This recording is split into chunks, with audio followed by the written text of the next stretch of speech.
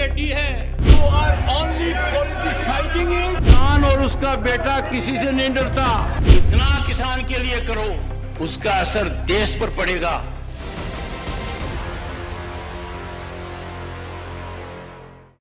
कुछ तो मजबूरियां रही होंगी, यूं ही कोई बेवफा नहीं होता। तुम मेरी जिंदगी हो ये सच है, जिंदगी का मगर भरोसा क्या।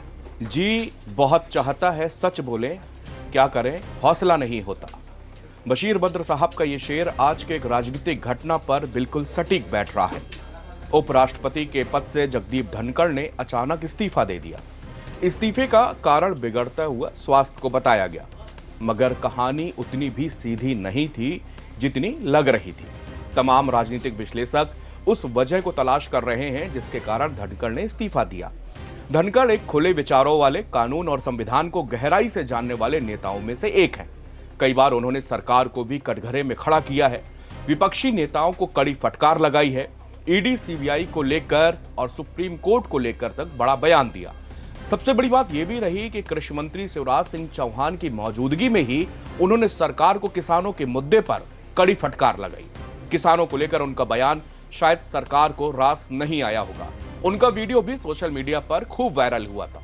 अब जो सबसे सटीक वजह सामने आ रही है वो इस कहानी में बिल्कुल सटीक बैठती है। मीडिया रिपोर्ट्स के मुताबिक जगदीप धनखड़ का रवैया सरकार को रास नहीं आ रहा था।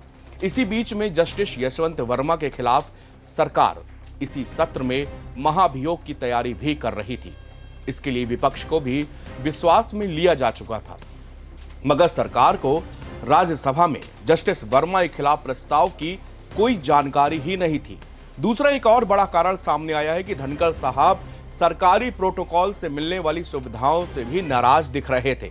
धनखड़ अपने कार्यकाल के दौरान प्रोटोकॉल को लेकर बहुत ही ज्यादा सजग रहा करते थे। वो अक्सर कहा करते थे कि वो खुद भी प्रोटोकॉल के शिकार हुए हैं।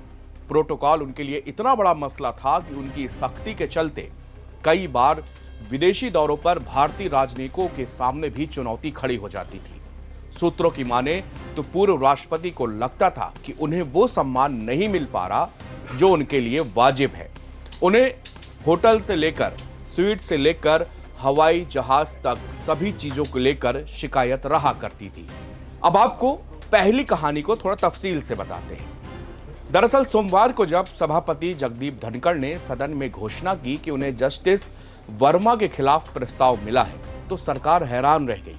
धनखड़ ने इसके बारे में सरकार को कोई जानकारी नहीं दी थी। सरकार के आला सूत्रों के मुताबिक अगर सरकार को जानकारी दी गई होती तो सत्ता पक्ष के सांसद भी प्रस्ताव पर हस्ताक्षर करते। यही सरकार के लिए एक बड़ी विचित्र स्थिति पैदा हो गई। सरकार के दिमाग में ये बात खटक गई कि बिना उसको लूप में रखे आखिरकार कैसे ये प्रस्ताव राज्यसभा में टेबल कर दिया गया। ये एक बड़ा कारण अब सामने आया है। एनडीटीवी की एक रिपोर्ट के मुताबिक राज्यसभा में धनखड़ के ऐलान के बाद पीएम मोदी के साथ वरिष्ठ मंत्रियों की शाम को बैठक हुई। रक्षा मंत्री राजनाथ सिंह के कमरे में वरिष्ठ मंत्री बैठे, फिर चीफ व्हिप के जरिए सभी राज्यसभा सांसदों को भी बुलाया गया। उनसे कहा कि वो रक्षा मंत्री राजनाथ सिंह के कमरे पहुंचे। 10-10 सांसदों का ग्रुप बनाया गया। सभी ग्रुप राजनाथ सिंह के कमरे में गया। वहां पर एक प्रस्ताव तैयार था जिस पर हस्ताक्षर करने के लिए भी कहा गया। इसी तरह सहयोगी दलों के सांसदों को भी बुलाया गया और उनके हस्ताक्षर भी कराए गए। सभी को ये निर्देश दिया गया कि वो इस बारे में मीडिया से बात ना करें।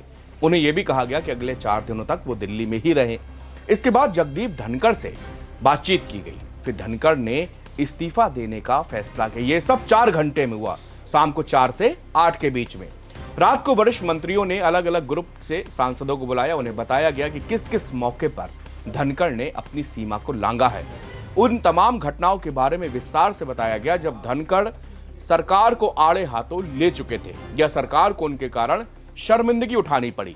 हालांकि तब तक धनखड़ जो है वो अपने इस्तीफे का ऐलान कर चुके थे। अब बात करते हैं सरकारी प्रोटोकॉल को लेकर धनखड़ की नाराजगी की। ये बात है पिछले साल की। तत्कालीन उपराष्ट्रपति जगदीप धनखड़ ईरान के राष्ट्रपति इब्राहिम रईसी के अंतिम संस्कार में शामिल होने के लिए तेहरान गए थे। तब उन्होंने अपने होटल के स्वीट रूम को लेकर आपत्ति जताई थी। धनखड़ चाहते थे वो भारतीय दूतावास को उनके पद के मुताबिक ही अच्छा स्वीट हाउस बुक करना चाहिए था, लेकिन दूतावास की ओर से सफाई दी गई कि सारे इंतजाम मेजबान सरकार की ओर से किए गए थे। अलबत्ता उनके इस अंदाज ने भारतीय राजनयिकों को काफी हैरान कर दिया। उसी यात्रा के दौरान धनखड़ ने एम्ब्रेयर जेट में यात्रा करने में भी नाखुशी जताई थी। उनका कहना था कि उपराष्ट्रपति होने के नाते उनके लिए इससे बड़ा विमान होना चाहिए था। कई बार उनकी बातों से लगता था कि विदेशी दौरे पर उन्हें राष्ट्रपति के बराबर के प्रोटोकॉल मिलने चाहिए। अब सूत्रों का कहना है कई बार उन्हें यह समझाना पड़ता था कि एक छोटे मुल्क का राष्ट्रपति भी प्रोटोकॉल में भारत के उपराष्ट्रपति से ऊपर रहता है। यह बात उन्हें यूरोप दौरे और फिर नई दिल्ली में एक राष्ट्रपति के दौरे के समय समझनी पड़ी थी। इसी साल की शुरुआत की बात है कि देश में हुए एक कार्यक्रम में प्रोटोकॉल पर नाखुश होकर धनखड़ ने कहा था कि आपने राष्ट्रपति और प्रधानमंत्री की तस्वीरें देखी होंगी लेकिन उपराष्ट्रपति की नहीं। जब मैं एक पद छोड़ दूंगा तो मैं ये सुनिश्चित करने की कोशिश करूंगा कि मेरे उत्तराधिकारी की तस्वीर भी जरूर रहे। बात यह भी सामने आई कि धनखड़ ने लक्ष्मण रेखा पार की। आइए जानते हैं कि वो कब समय था कि जब धनखड़ के कारण सरकार को असहज होना पड़ा। 6 अगस्त 2022 को जगदीप धनखड़ ने उपराष्ट्रपति चुनाव में विपक्ष की मार्गरेट अल्वा को हराया था। धनखड़ ने 725 में 528 वोट हासिल कर जीत दर्ज की। 11 अगस्त सन 2022 को राष्ट्रपति द्रौपदी मुर्मू द्वारा शपथ ग्रहण कर राज्यसभा के सभापति के रूप में कार्यभार संभाला। दिसंबर के महीने में पिछले साल 2 बार अलग अलग मंचों में किसानों के मुद्दे पर सरकार की खुली आलोचना की। बाद में शिवराज सिंह चौहान ने मान मनव्वल कर किसी तरह धनखड़ को मनाया। जस्टिस यशवंत वर्मा के भ्रष्टाचार के मुद्दे पर सुप्रीम कोर्ट की कड़ी आलोचना की वजह से विवादों में आए। राज्यसभा में विपक्ष के नेताओं को ज्यादा तरजीह देने के आरोप लगे। ये तब होने लगा जब विपक्ष धनखड़ के खिलाफ महाभियोग भी लाने की धमकी दे रहा था। बीते सोमवार 21 जुलाई को सरकार की बिना सहमति के विपक्ष का जस्टिस यशवंत वर्मा के खिलाफ महाभियोग प्रस्ताव स्वीकार कर लिया।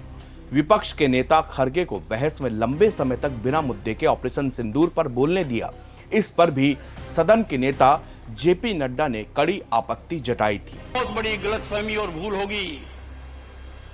जो किसान सड़क पर नहीं है वो भी आज के दिन चिंतित है, आज के दिन परेशान है। भारतीय अर्थव्यवस्था जो आज ऊंचाई पर है, 5वीं महाशक्ति है हम दुनिया में, 30वीं बनने वाले हैं। पर एक बात याद रखिए, भारत को विकसित राष्ट्र का दर्जा मिलना है तो हर व्यक्ति की आय को 8 गुना करना है।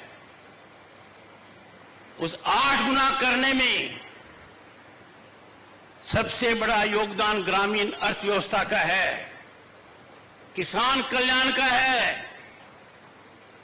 और जब हम किसान के मन को अशांत देखते हैं,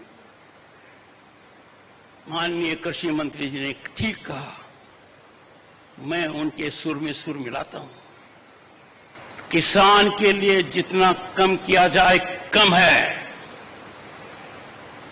कितना किसान के लिए करो उसका असर देश पर पड़ेगा, सकारात्मक रूप से पड़ेगा।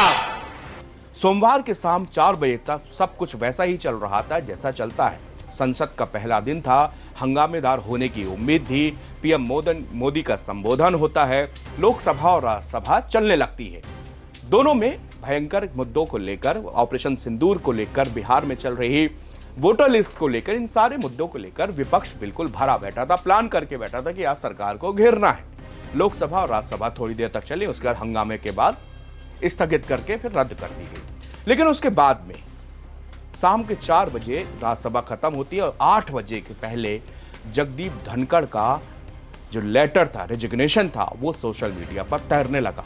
अब सर किसी के समझ में नहीं है कि इन 4 घंटों के बीच में ऐसा क्या हुआ कि जगदीप धनखड़ ने अपनी तबीयत का हवाला देकर, अपने स्वास्थ्य का हवाला देकर और इस्तीफा लिख दिया।